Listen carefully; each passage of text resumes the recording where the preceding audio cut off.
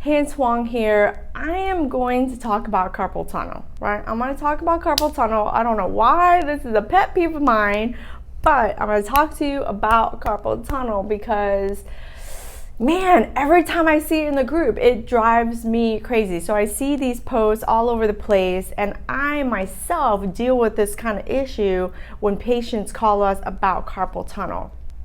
So as occupational therapists, as hand therapists, we have a tendency to think like, oh, carpal tunnel, brace or surgery. So why is it that when it comes to carpal tunnel syndrome, it's either brace or surgery, right?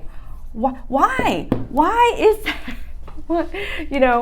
I think I have carpal tunnel. Oh, I'll put a brace on, do tendon glides, and there is more to carpal tunnel than wearing a brace and getting surgery. I swear to God.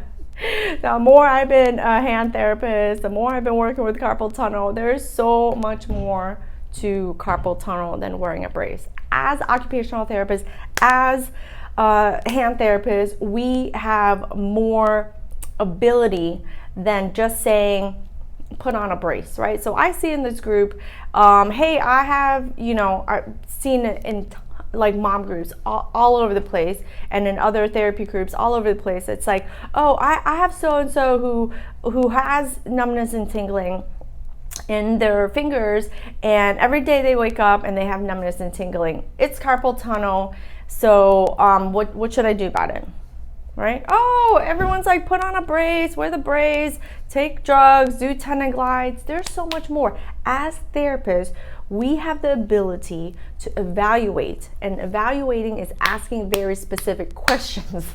What's going on? Because with carpal tunnel, just like everything else, there's a rule in and a rule out, okay? So let's rule out other problems and let's rule in carpal tunnel. So what I would like to see more of, it's just like, hey, if you think you have carpal tunnel, why don't you reach out to an experienced occupational therapist or a hand therapist in your community, blah, blah, certified hand therapist in your community that really can help you get to the bottom of what's going on. Bracing is actually really good, and it can be used for a short period of time. This is a temporary thing, right? And then two, as OTs, as occupational therapists, we have the skills to, yes, tell you that there is something specific about the brace, because it's not just putting on any old brace. It's about getting the right kind of brace and wearing it the right way, right? Wearing it the right way. The schedule is very important.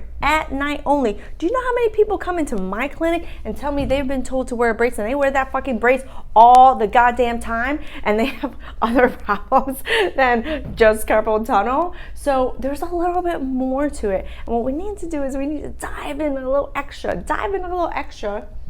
so that we can talk more about just bracing, okay? How we add value as occupational therapists is really huge. Do you want a job? This is how we get a job. This is how we keep our job, is by helping people very specifically, not just being like a Google, right? So people are looking on Google and they're like, oh, brace, oh, injection, oh, pills.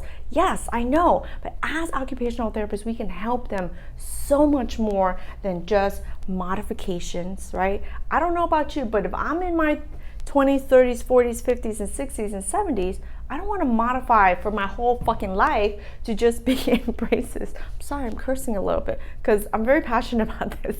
But there's more than that. But you want to rule in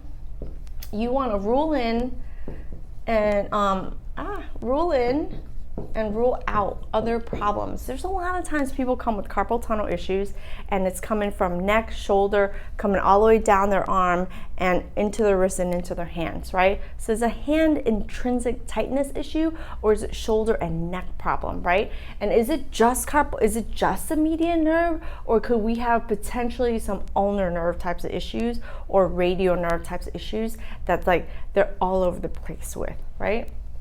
So we got to rule in and rule out. And then sometimes you got to rule in and rule out tendonitis types of issues, right? So there's so much more to it than just telling someone to wear a brace. Now, surgery is very important, has a place in hand therapy. But I don't know about you, but I don't rush the surgery if I don't have to. Now, obviously, if you're working with someone and they have atrophy, you know, you need some surgery, right? Because once you start having atrophy, there's a problem. So, I mean, and then sometimes you have to see, like, is it a bilateral type of thing? Is it, what's their past medical history? I've worked with people before who have had carpal tunnel surgery on one hand, gotten complicated surgery, like they got a little bit more complicated than just take off your dressing and you can start moving, no problem, right? They end up with other problems, and it was because we weren't very effective in ruling things out and ruling things in, and they have gone to places where they're doing certain things that are not effective to helping them with carpal tunnel, so they don't think that therapy works. And then what happens is they go and they have surgery, they get really stiff, and they're like, holy crap, like I don't want surgery to my other hand. We had this exact woman who came in, she had surgery to her left hand. She had bilateral carpal tunnel, had surgery to her left hand because her left hand was worse than her right hand. She was a driver. And she came in and she was like, oh my God, if this is what my hand looks like after surgery, I don't want surgery to my other hand, but I don't know how I'm gonna work. And I was like, listen, she didn't have insurance. She came and she paid us cash. And I was like, listen, let me help you with this hand. Once I help you with this hand, I'm gonna show you everything you need to do with this hand. And that way you can try to avoid carpal tunnel surgery onto the other hand. And let me tell you, it has been years since this happened. We fixed her hand, and we spent the last couple of sessions on her other hand as well, stretching her out, teaching her how to effectively stretch on her own. And by the end of those sessions, she didn't need any surgery to the other hand. Until this day, she still has not had surgery to her right hand, and she has no symptoms because she had so many issues coming neck, shoulder, all the way down to her hands and her fingers. I mean, the woman was tight everywhere, you know? So I think that it's so much more when we talk about carpal tunnel than saying, oh, like you just have to do this and that. Like you just have to do bracing and tendon glides. That's why our patients are confused. I'm going to tell you, that's why our patients are confused, because they are online, they're reading that all they need to do is wear a brace and go get physical therapy, right? But what they should be doing is going to an expertise, right? That's you, an occupational therapist is an expert in helping people with carpal tunnel types of injuries.